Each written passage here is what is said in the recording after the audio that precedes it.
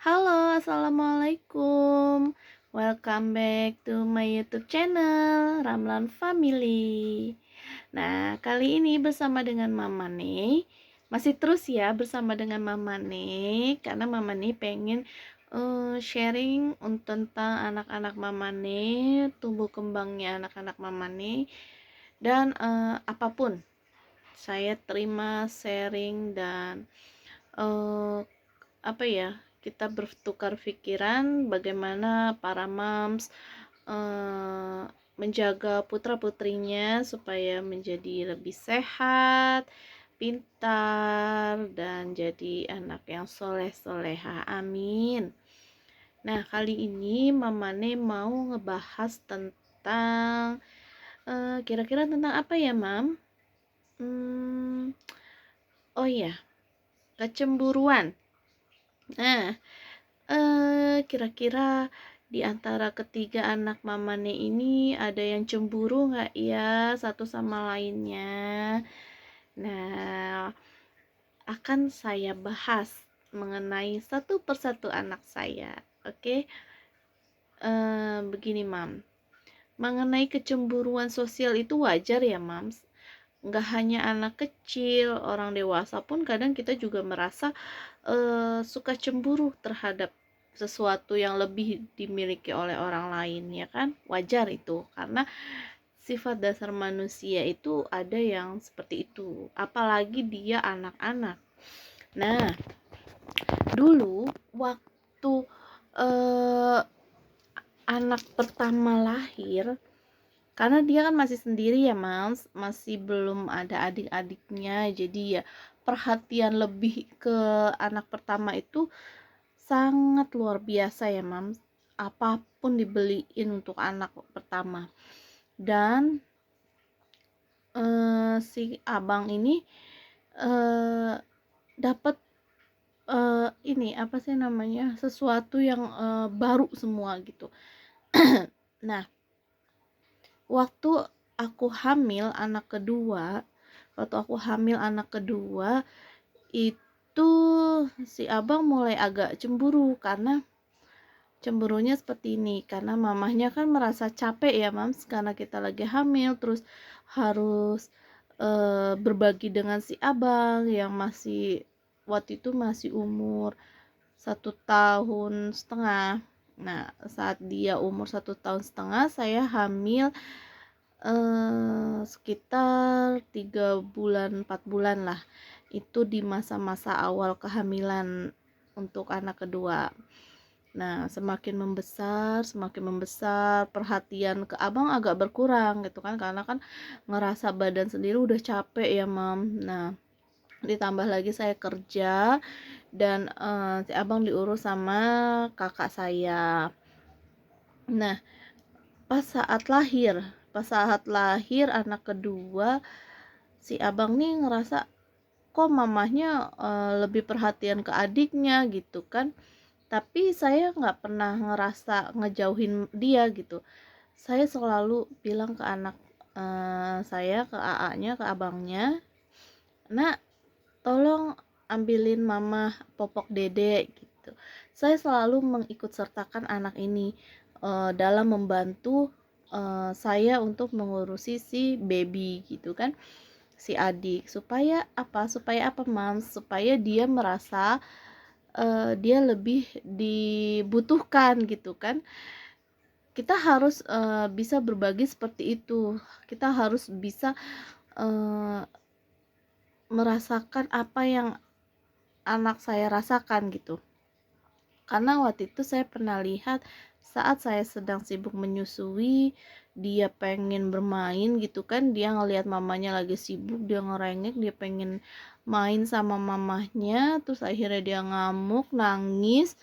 Dari situ saya mulai sadar, oh ternyata si abang butuh perhatian lebih juga gitu, maksudnya butuh ditemanin terus setiap hari, sedangkan saya juga harus menyusui adiknya, menggendong adiknya gitu, karena kan saya memang tanpa ART ya, Mam, dari awal juga, karena waktu itu saya kerja hanya dititipkan dengan kakak si abang. Nah, saat lahir anak kedua itu saya sudah handle sendiri. Saya full handle sendiri karena saya berpikir abang nih kalau saya tetap kerja nanti dua anak ini nggak akan terurus gitu, nggak akan mendapatkan kasih sayang yang lebih seperti yang apa si abang sebelumnya gitu kan.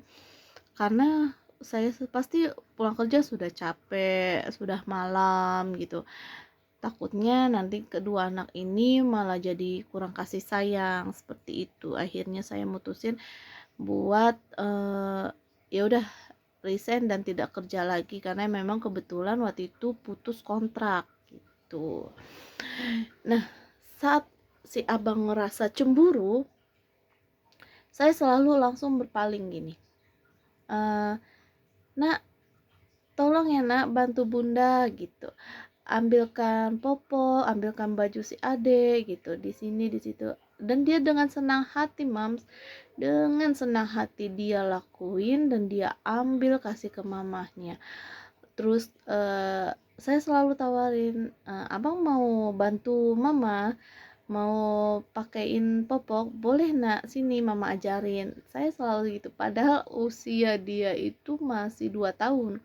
Pas saat adiknya lahir tuh 2 tahun kurang. Nah, saya selalu kasih dia seperti itu, minta tolong mengikut sertakan dia supaya dia merasa oh aku juga dibutuhin sama bunda gitu, aku juga dibutuhin sama bunda untuk membantu adik karena adik kan masih seperti ini. Mungkin dalam pikiran dia seperti itu ya mams, karena pasti anak-anak ini juga bakal berpikir seperti itu gitu. Kalau misalkan aku sibuk dengan adiknya, wah ini pasti bakalan di hatinya dia tuh ngerasa kok mama nggak sayang sama aku ya, kok ayah sama mama kok sibuknya sama adik, pasti ada rasa seperti itu mam. Nah, saat adiknya yang kedua ini sudah besar, akhirnya mereka main bareng gitu kan. Terus saya selalu memposisikan abang sebagai kakak, harus menjadi seorang yang bijak terhadap adiknya. Saya selalu kasih tahu dia harus selalu bukan mengalah tetapi lebih bijaksana kepada adiknya. Adiknya masih belum mengerti, abang juga belum mengerti, sama-sama belum mengerti. Tolong abang main bareng, anggap aja adiknya teman. Aku selalu bilang seperti itu sama dia, selalu bilang doktrin dia seperti itu karena supaya tidak terjadi permusuhan. Nah, pas di saat si kakak udah usia 2 tahun, saya hamil lagi mam, hamil anak ketiga. Otomatis kasih sayang saya ke anak pertama dan kedua ini berkurang ya mam. Bukan berarti saya nggak sayang, tapi perhatiannya berkurang karena saya lagi hamil dan butuh support, butuh tenaga karena luar biasa mams, capeknya ngurus rumah, ngurus anak dua, lagi hamil, kebayang ya mams. Nah, terus waktu itu saya juga selalu mengandalkan anak-anak supaya untuk bantu mamahnya gitu. Nah, pas adiknya lahir, si kakak nih mam agak mulai cemburu sama si adik gitu kan. Kalau si abang kayaknya sih udah mulai cuek dia kalau untuk pas saya lahiran anak ketiga. Atau mungkin dia lebih senang karena dia ngerasa punya teman baru lagi seperti itu. Nah, si kakak nih karena mungkin sesama cewek ya mam, kalau si abang kan cowok ketemu adiknya cewek, jadi kayak merasa punya teman baru gitu, bukan punya kalau misalkan sesama itu kayak ngerasa ada cemburu sosialnya tuh lebih tinggi mam, karena ngerasa takut tersaingi seperti itu yang saya rasain ya mam. Nah, pas saat anak yang ketiga lahir, si kakak tuh disuruh, saya sama perlakuannya sama seperti waktu pas saat si kakak masih bayi gitu ke abangnya, "Kakak, mama minta tolong ambilin popo, ambilin baju, abang ambilin ini ya buat adek, kakak ambil ini buat adek." "Gak mau," kata si kakak gitu kan. Karena kan dia udah bisa ngomong, tapi masih belum lancar banget ngomongnya, 2 tahun, ya 2 tahunan dah. Udah celotehnya udah mulai ini kok, anak 2 tahun waktu itu yang kakaknya. Nah, dia bilang nggak mau katanya gitu. "Loh, kenapa Kak? Kakak nggak mau bantu bunda buat adek?" Aku bilang gitu. "Nggak mau," katanya gitu. Kan mama sayangnya sama adek bukan sama kakak," katanya gitu. Waduh, saya mikir, "Kenapa Kak? Mama sayang sama kakak, sama Aa gitu, sama adek juga sayang, semuanya sayang, nggak ada yang mama bedain," gitu kan. Akhirnya saya peluk, terus saya bilang sama dia, "Kakak, kenapa? Kakak nggak mau bantu mama? Kakak nggak sayang sama mama sama adik? Kakak lihat nggak mama capek? Kakak lihat nggak mama ini?" Terus dia nangis gitu, makanya jadi saya sedih gitu kan. Nah, akhirnya saya berpikir, oh karena ini sesama kali ya, karena ngerasa sesama jenis, terus dia ngerasa lebih tersaingin gitu ketimbang waktu pas si abang ketemu adiknya yang perempuan ini, itu jauh lebih sayang atau gimana gitu mam, pokoknya saya ngerasainnya tuh beda gitu mam. Nah, terus akhirnya lambat laun saya pelajarin kenapa nih si kakak nih seperti ini gitu kan.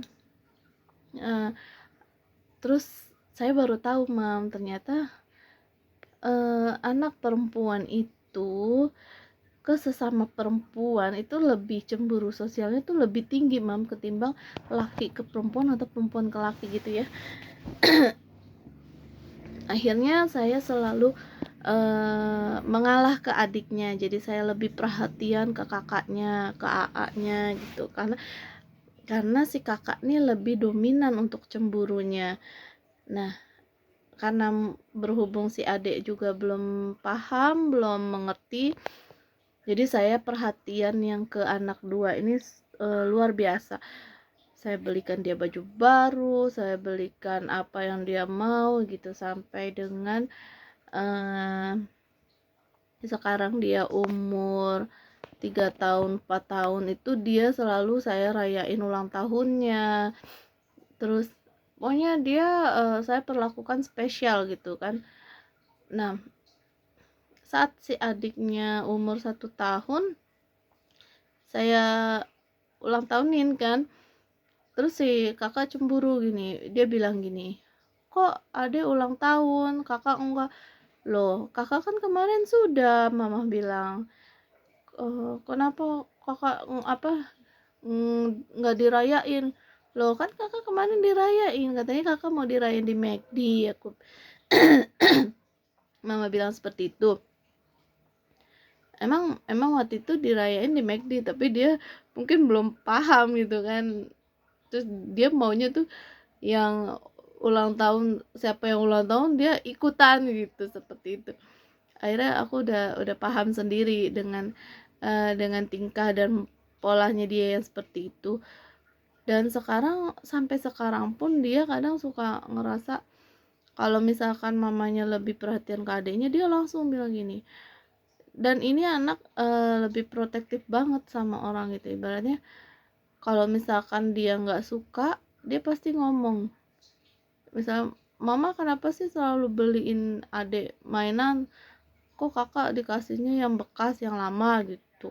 Dia selalu seperti itu, padahal aku bilang yang lebih baru itu kamu Kak, yang sering dibeliin mainan baru tuh kamu, adekmu mah cuma sisaan dari kamu, bekas dari kamu, adek juga jarang dibeliin mainan baru. Saya selalu bilang gitu. Saya selalu meminta supaya dia tuh agar lebih bijaksana gitu kan. Karena saya juga nggak mau ngelihat anak-anak saya ini nantinya tumbuh dengan rasa cemburu, iri dengki, itu saya takut banget kalau misalkan anak-anak ini sampai seperti itu gitu.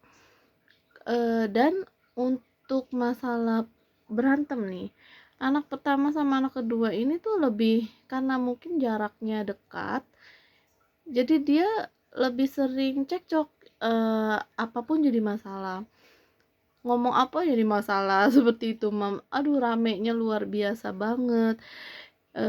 Mungkin ada yang bisa sharing sama saya gimana cara menghandle si kakak dan si AA nih supaya tidak berantem, karena saya udah kehabisan akal gitu kan, apa aja jadi masalah.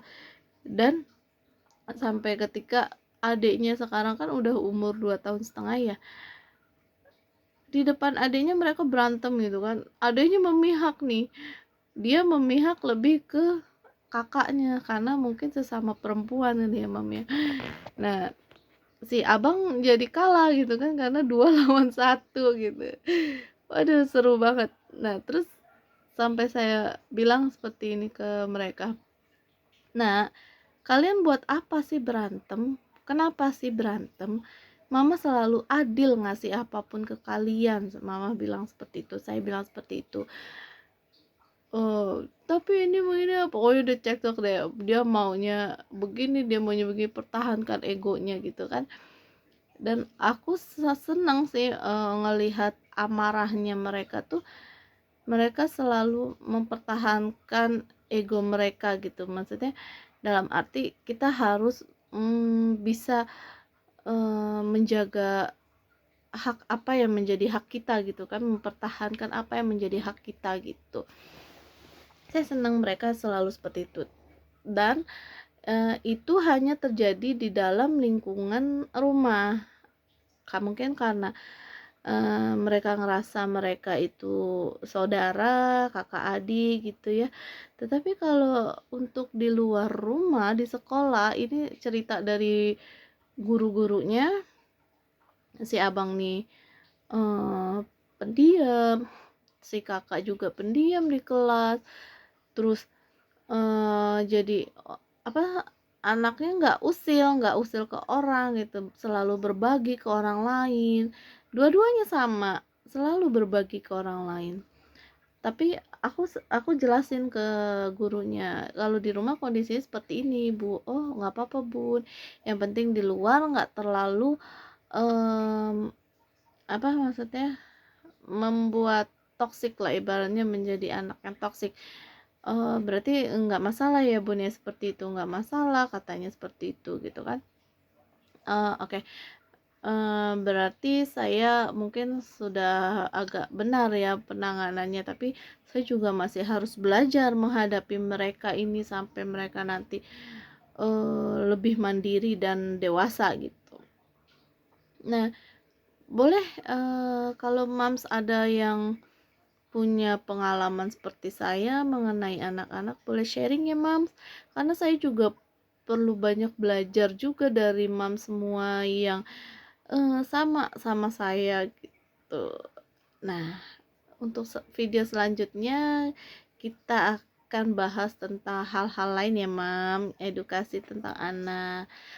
Cukup sekian dulu video ini, sampai ketemu di video selanjutnya. Jangan lupa subscribe ya Mam. Assalamualaikum, bye bye.